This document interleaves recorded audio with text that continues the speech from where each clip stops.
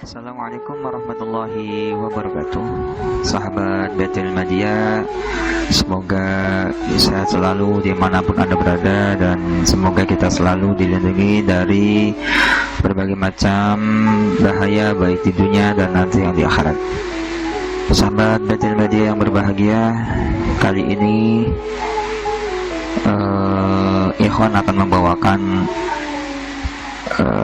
cerita di mana Gusti Kanjeng Nabi Muhammad SAW dilahirkan hingga sampai beliau wafat. Semoga kisah-kisah ini bisa membawakan kita untuk mahabbah lagi kepada Kanjeng Nabi Muhammad SAW. Sahabat Baitul Madya, di Mekah selama berabad-abad silam telah menunjukkan peranannya bagi seluruh bangsa Arab. Setiap tahun peziarah dari berbagai penjuru tumpah ruah memenuhi tiap ujung kota, mengunjungi bangunan hitam tua karena karya Nabi Ibrahim alaihissalam yang mereka kenal dengan nama Ka'bah, simbol dari ajaran tauhid keesaan Allah Subhanahu wa taala. Semenjak pondasi Ka'bah mencengkeram kokoh bumi Mekah, mulai saat itulah ajaran tauhid melusup ke jauh dalam renung hati penghuni kota itu. Berbagai ajaran agama yang dibawa Nabi Ibrahim telah menjadi gaya hidup, bahkan lebih dalam lagi, yaitu menjelma sebagai adat istiadat. Selama beberapa tahun kurun, Mekah berulang kali dipegang oleh berbagai kabilah yang berbeda-beda. Dari waktu ke waktu, ajaran Nabi Ibrahim mulai luntur dan membaur dengan kepercayaan paganisme. Allah Subhanahu wa taala masih mereka kenal, tapi telah menjadi Tuhan yang begitu jauh. Keberadaannya seolah hanya simbol, karena penduduk Mekah kini banyak memohon pada berhala-berhala di sekitar Ka'bah. Mereka mulai melupakan dari mana dunia ini berasal. Bahkan kehidupan setelah kematian tidak lagi mereka percayai. Namun ketika kota ini jatuh ke tangan klan Quraisy, masih ada segelintir orang yang memegang teguh ajaran Ibrahim. Salah satunya siapa lagi kalau bukan Abdul Muthalib, yang kini menjabat sebagai pemuka Quraisy. Sebagai seorang pemuka, Abdul Muthalib mempunyai tugas yang tidak ringan. Ketika musim haji tiba, kewajiban utama beliau adalah menyediakan air minum bagi peziarah yang berkunjung ke Baitullah. Ritual ini lebih dikenal sebagai sebutan siqayah, atau yang artinya minuman. Pada awalnya Abdul Muthalib dapat memenuhi kebutuhan air dengan sumber-sumber di sekitar Mekah. Sayang, sumber-sumber itu kadang mengering begitu saja. Di musim-musim tertentu, jika salah satu sumber mengering, pemandangan miris akan terlihat jelas di dasarnya. Di dasar, tanah kering telah menunggu dengan congkaknya, siap menghamburkan debu-debu lembut dengan beradu dengan timba-timba yang diturunkan. Dasar sumur itu seolah tak pernah mengenal air. Satu sisi, meningkatnya peziarah di Mekah merupakan sebuah keuntungan yang tampak di depan mata. Dengan banyaknya pengunjung, masyarakat Mekah dapat meraup hasil berlipat dari perdagangan yang selama ini menjadi andalan mereka.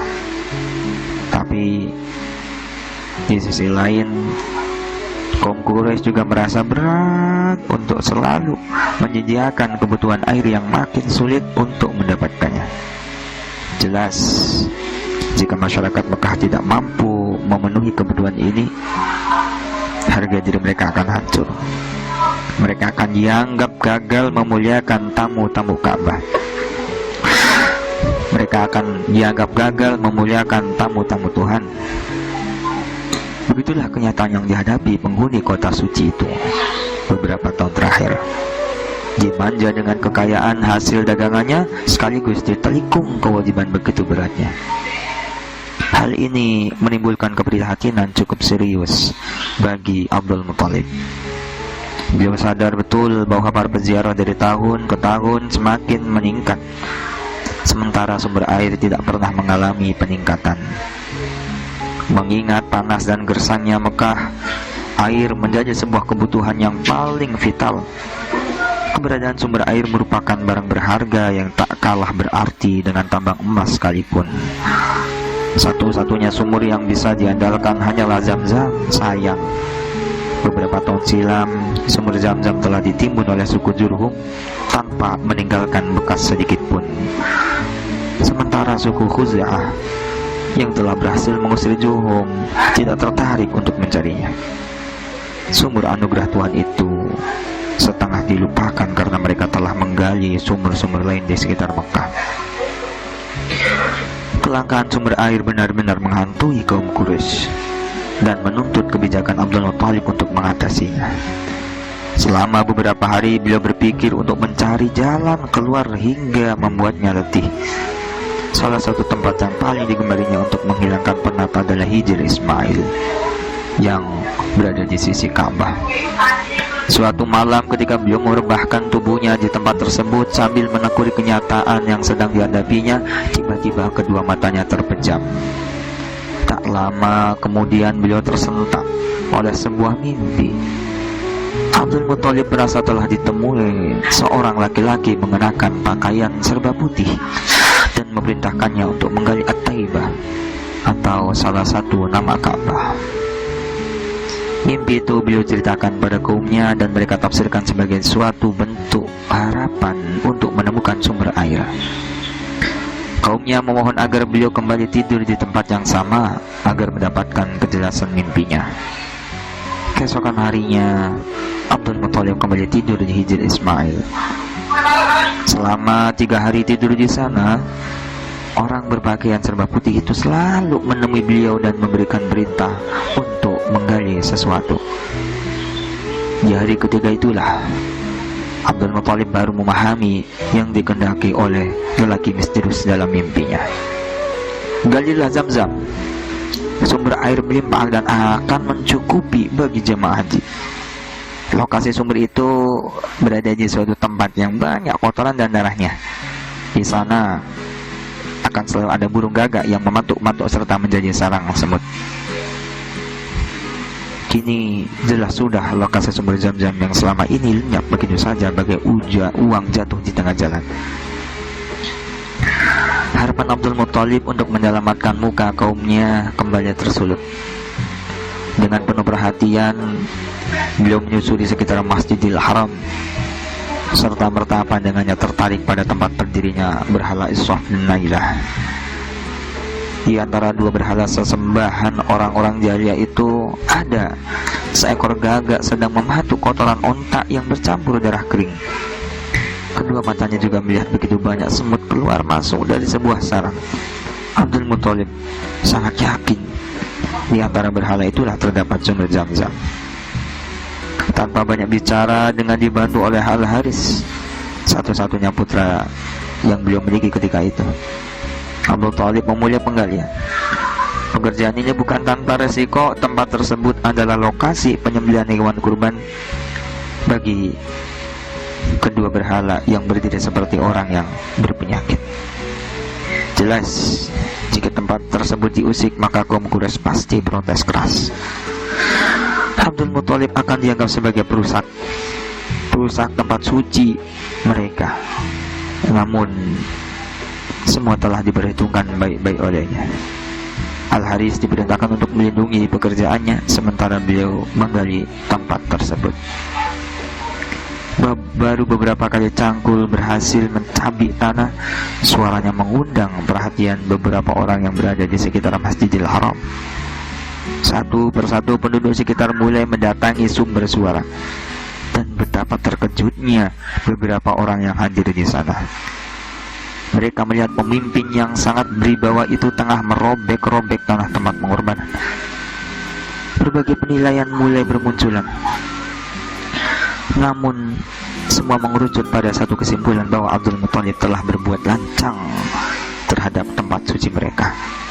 Tak ayal apa yang beliau takutkan benar-benar terjadi. Masyarakatnya mengecam tindakan Abdul Muthalib dan meminta agar pekerjaan itu dihentikan. Dengan tegas, beliau menjelaskan bahwa semua itu dilakukan untuk menemukan sumur Zam-Zam, bukan karena ketidakhormatannya terhadap tempat suci mereka.